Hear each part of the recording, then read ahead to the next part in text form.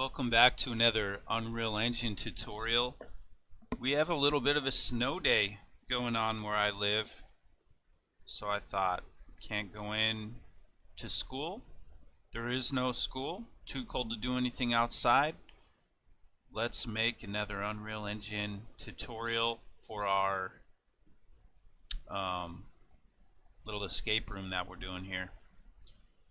Let's click on here for escape room demo. I'm continuing along with the same project file that I've been using for all the other tutorials, and today the task will be to create a switch for this door. So this door we created, I believe, 2 videos ago. Last video we made the elevators, the moving platforms over here, and today we want to create a switch. So we'll go ahead and get this thing started. I'll just put this in the same content level down here in my content browser, and nothing new here. Right clicking, add another blueprint class. It's going to be an actor, and I will call this one door switch, just as one word on there, but capitalizing the 2 different words. That's item number 1. There is a little work we need to do before creating that, I think. So if I actually go back into this door blueprint class that we did a few videos ago, this should look kind of familiar to you. And we have this where, when the door opens, then it's casting to the first person, and then it's allowing the door to open and then close. But we don't want it to just open and close. We want to make it so that the door is locked and it has to be opened with a switch. So to do that, if I right click here and I'm going to search for branch, there's this little branch node on here, and I'm going to kind of bring these to the left bit here, and if I right click on this cast first person character, I can actually break the link. It takes that out of there. Alright, and then I have this branch that I'm going to bring there, and I actually want to do the same thing down here. I'm going to break this link and then just copy and paste this branch up here and then bring this down to here. Okay, now that's item number 1. The next thing that I want to put on here is I want to add a variable. So I do not believe we have done this yet. Over here on the left hand side where you have your blueprints components here, and if you look down here, there's a little option for variables, and then there's a plus. I'm going to click on that and it'll add this variable, and we can call this kind of whatever we want to, but I'm just going to call this is locked. Alright, variable is locked, and to the side there's a little thing here. If you click on that and make it turn into an eyeball, it's kind of like when you're looking at layers in Photoshop. When the eyeball is not visible, you can't see it. We want that to be public so that we can manipulate it later. So variable is called is locked. The eyeball is visible, and when this is selected, we can look on the far right hand side on this panel of the details, and it'll ask us, do we want this variable type? What do we want it to be? We want it to be a Boolean, so is it true or false essentially? And instance editable, yes.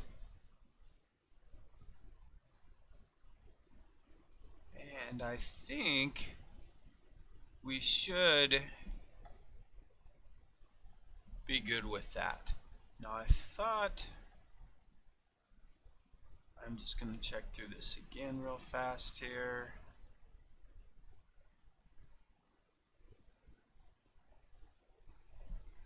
Compile and save.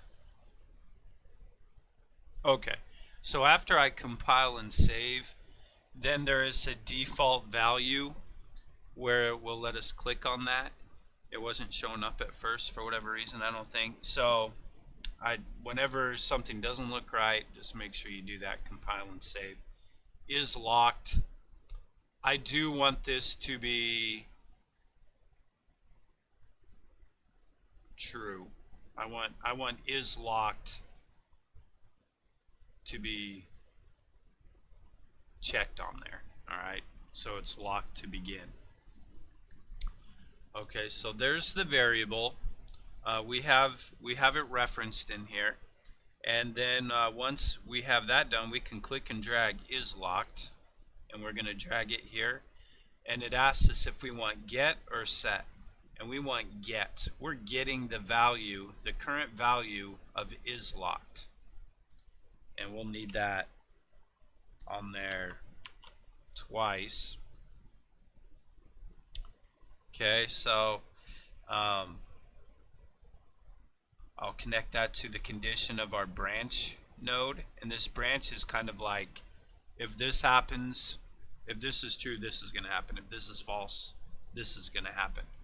Alright, so if it's locked, it's not going to open. And this script up here is showing us how to open the door. So we want to go from false and then play from start. So is it locked? If it's not locked, then it's going to do this. Alright, and then down here we want to drag false to reverse from end. Okay, compile and save, and there's the script to have that open. Now what we need to do is we need to make something happen to where we can actually change this variable. So let's go back to our main screen, and we want to go into the door switch blueprint class. Now this is kind of however you want to make this, but I'm going to add a component, and I'm going to add a cube, and just by scaling this down, you know, maybe I'll go as I scale this, instead of 0.25, I'll go like 0.125, something like that. And then I'm going to add another cube, and yeah, this one here we can scale down also.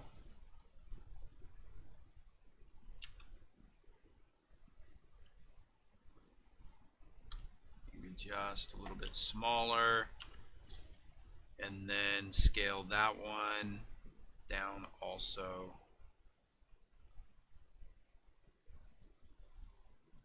Move this one up, and I'm just kind of, I don't know, I'm just gonna do a simple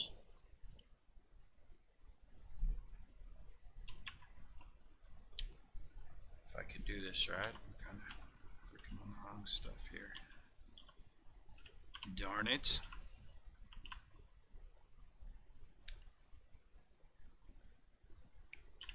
There we go. So this one here, I'm going to just switch the scale of this one to maybe like 0.125 also. And then put this down so it'll be kind of like a little square button that we're going to run over. Alright, so we could put this as, we can rename these if needed. So then I'll call this maybe button, and then this one here I will call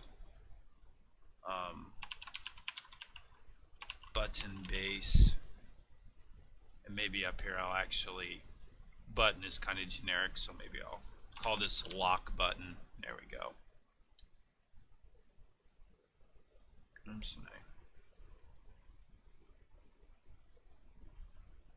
of course named them the wrong thing, so this one here, it's fine for right now. Okay, so that's the button, and then I want to add one more component, and then this one is going to be the box collision, and this one I'm just going to call unlock collision, something like that will be fine. And just like with the door, I'll have this be pretty good sized. You know, the door, I had it be much wider than the door, but this one here I am going to just kind of have it so that it's, we actually have to kind of step on it, so it's going to be not much wider than it, if at all, or if you want to make it more specific, you could put it just right over the middle square if you want, but for what I'm doing, this will be fine. Alright, and then we have unlock condition there, and if I scroll down, we have our events that we can look at, and there's the one that says begin overlap.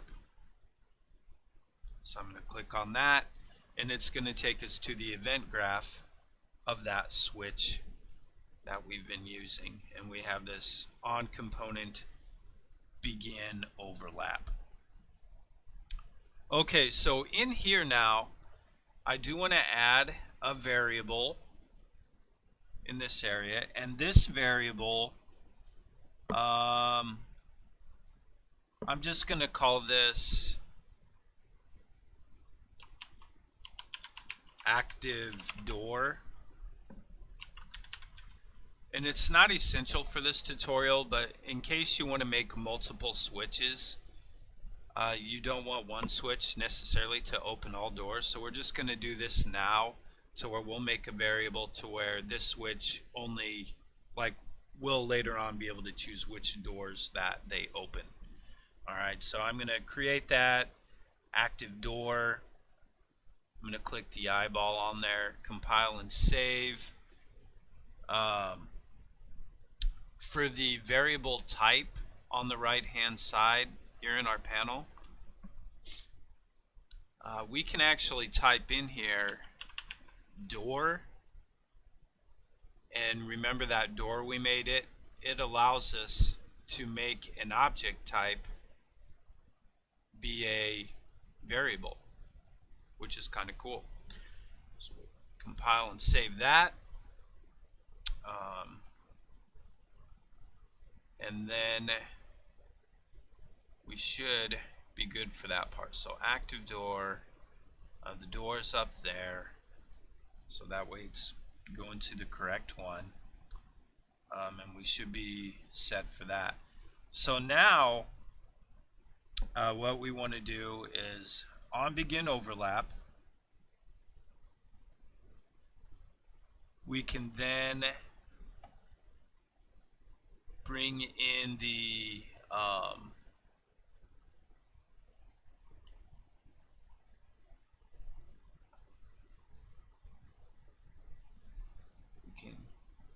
go to this, right click, and we can go to set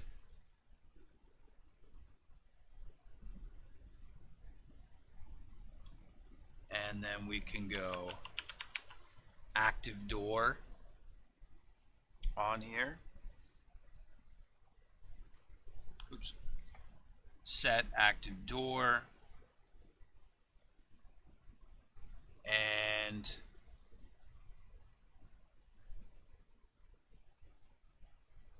if we have active door here, then we can look for set is locked. And actually what I think I might need to do for this,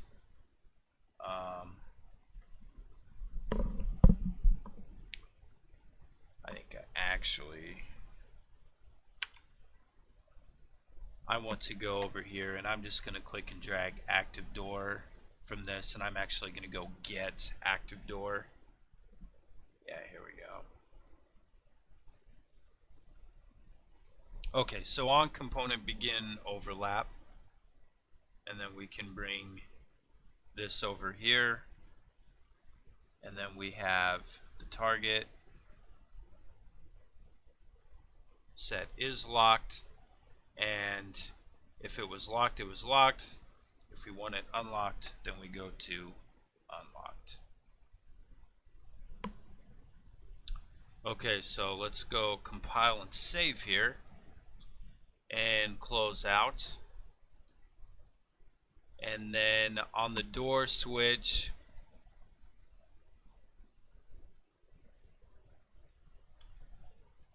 this, we can click and drag the switch onto our layout,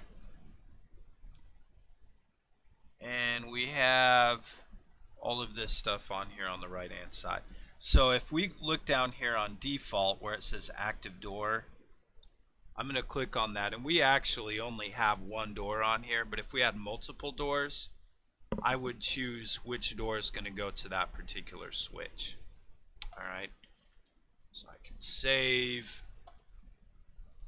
Alright, and if I test this out,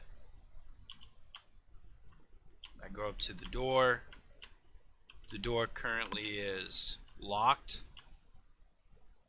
Okay, I walk over the switch, and then the door opens and then closes, and then it remains unlocked. So that worked. Always a positive sign when it works the first time when we're testing that. And then with this switch, the only thing I want to do differently now is I clumsily try to get the switch over where I want it to be.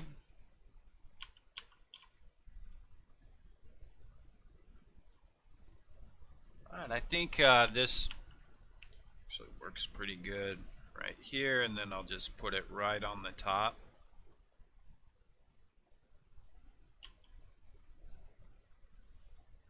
Save, and then when I go to this game, we can't go through the door.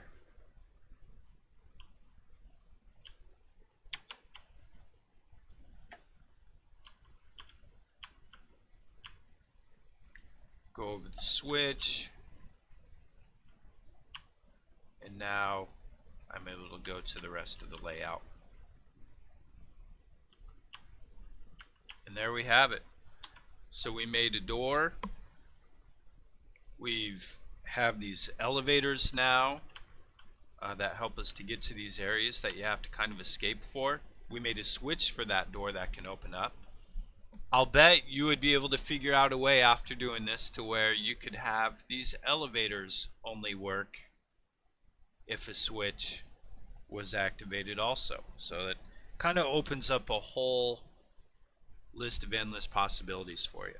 So play around with it, add it to your layout, and we'll just kind of keep continuing on with these tutorials, working on our escape room. I appreciate you watching. Let me know what you think of it in the comments below if it's helpful or if there's something that would make it better. and we'll catch you on the next video.